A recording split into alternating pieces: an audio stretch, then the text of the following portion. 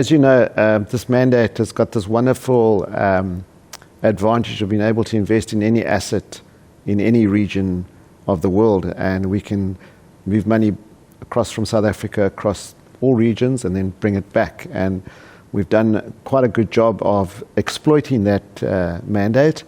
And if you look at the performance over since inception, which was almost 18 years ago, it really has done a fine job of beating its target and preserving your purchasing power. I think if I'm correct, you roughly get about 13% per annum, certainly the last 10 to 15 years. And that's because of this mandate. And we're particularly, I'll say we're satisfied. We're always trying to improve our performance, but again, on our terms. If I look at where the performance has come from, you'll see it's quite pleasing that the positive contributors were mainly offshore. We took some quite aggressive investment into the travel industry as it was affected by COVID, so Booking and Grupo Aeroporto, which is a Mexican airport, which we've now exited out of. We've lightened the holding on Booking, and particularly a retailer in Greece called Jumbo, which for probably the third time we've been in this counter, but in a big way this time has done really, really well for us, about 40 to 50% up from where we bought it. Unfortunately, there are always negative contributors, and because of a company called Transaction Capital, a company we know really well, was hit on the taxi side of its business by the rains and the strikes in Natal. They've had to wind down part of their transport business, while the other two divisions are doing really well. And long term, I don't think this will be a permanent loss or destruction of our investment. And to the contrary, we've more than doubled our investment in Transaction Capital. And the same goes for Sabre, Bath & Body Works. BAT is just a high dividend yielding stock, and as interest rates go up, it's come off. So overall, the performance is very similar over 1 year as well, same counters. And of the South African counters that we have, there's a lot of upside for these counters. So if I look at the portfolio, it doesn't change much. As you know, we're not active traders. We like to take a long-term view on our investments, and portfolio really changes more than 10% per annum. Great portfolio, in my opinion. Renet, is this basically holding company for Pension Fund Corp in the UK. Berkshire Hathaway, our favorite of ours, has been in the portfolio for more than 12, 13 years. BAT, I've spoken about. Delphi is a little chocolate company in Indonesia, also done very, very well for us. Ruby, better known as Easy Gas in this country, a French company in Africa, Kenya, Caribbean, high dividend yielding stock. And then, of course, Melco, a casino in Macau, which has recovered quite nicely after COVID. And so the portfolio, again, not much has changed in the top investments that we have.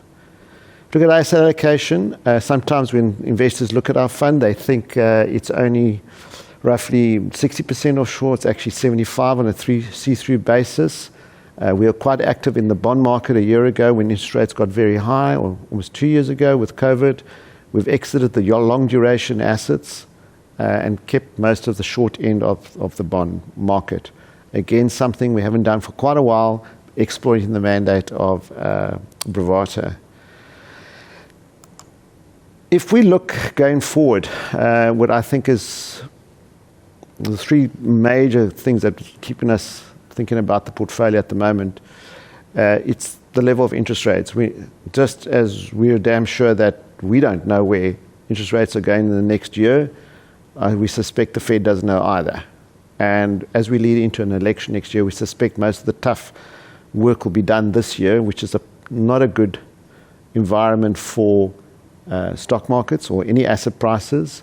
We've seen a little bit of run recently, and I suspect that the market's getting ahead of itself, anticipating that the rate hikes are coming to an end, and that by the second half of this year we'll see some rate cuts.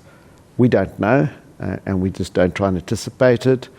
And we'll just, again, as normal, should opportunities arise, we will execute on investments. So the portfolio itself is a very, very good portfolio. It is made up of assets that will do pretty well if rates come down, And if rates stay where they are, we still will do very well because we've got some very high dividend yielding stocks. Roughly 5 or 6 counters are well in excess of 6 to 7%, very predictable dividends. So that gives us a lot of comfort. South Africa, a difficult region because it's not fundamentally driven. We know the assets are cheap. The competition knows it's cheap. But of course, the stewards of the economy at the moment, mainly the government and Eskom and a few other factors, are not helping our case. And as most investors flee for safety, either into income funds or to offshore, there's very little demand for South African assets. And as you can imagine, as we reach stage 6 or stage 7 on the Eskom issues, it cannot be helpful to any economy trying to grow. So it's tough. We've decided to increase our discount rate on South African assets, which means some have become more unattractive. That can always change. And we've got high real interest rates here. We still have a very strong South African Reserve Bank, and that gives us some comfort. Our exposure is 75 at the moment. That means that we've still got about 25% of dry powder to execute should opportunities arise. It's a strategy we've always followed over the last 18 years. Sometimes we've paid the price of low interest rates on that 25%. Fortunately now, that 25 is earning roughly 5% in dollars and well in excess of 9%, 8 to 9% on South African cash. So looking forward, we're well placed, lots of upside, lots of latent value in the portfolio with very interesting opportunities, particularly in those markets where these high interest rates, high commodity prices have hurt these assets and have pushed prices down. Countries like the UK we find quite interesting. Some parts of emerging markets where we think those assets will become more attractive over the long term. And of course in South Africa itself, the bond market or the fixed interest market looks very attractive should the risk come down in South Africa. We're also going into an election next year. Who knows what that will bring? Good news, I hope. So we're well placed, and we have moved quite a significant amount of money offshore. So there is a rand hedge to this portfolio. It's got a very good long track record over 10, 5, 15, 10, 5 years. And it's something that I think we have some certainty in the way we've invested in the portfolio in terms of our expectations over the next 5 to 10 years that we will beat inflation plus 5%. And hopefully we'll be able to do more than just what we've done of 13% per annum for the last 15 years. So I think the sectors that we particularly find attractive offshore are, first of all, some of the equity sectors in the US, particularly energy. If we think of where the oil price is today and the demand for oil, we think will definitely be there for the next 20, 30 years. And then the lack of capex being employed by these oil companies around the globe because they're not being rewarded by the markets is a problem for the oil price. And we think that's quite an interesting part of offshore, which we can't get here in South Africa. Another exciting part is, I think, the UK. It is going through a very, very difficult time in some respects, worse than South Africa. And we have found some opportunities there. Money Supermarket is one of them that we have an existing holding on. And we'll continue looking at assets in the UK. It's a market we know quite well. Parts of Europe are always going to be interesting, particularly when there are potential disappointments in countries like Greece or Portugal, countries we know well, or perhaps even in Germany, we think could be very attractive. We have an investment in Jumbo Retail, which is in Greece, but goes all the way through to Bulgaria and Romania and Cyprus. So that's another good example. Fixed interest will be quite interesting because if the central bank governors are wrong on interest rates, in other words, they keep on going up and inflation can't get on control, we'll start finding that even more attractive area to look at, particularly as we see some kind of disruption that could happen from rising interest rates and with some failures in the banking sector. Other areas which I think could be very interesting, should the technology stocks come off quite a lot like they did last year and come off again, we will go and look at those stocks as well. We cannot get that type of exposure other than in the United States, in our opinion. As far as Asia is concerned, China is not a favorite place of ours. Neither is Japan, but if places like Malaysia, Singapore, Australia, we find very attractive, very strong systems, easy to understand companies.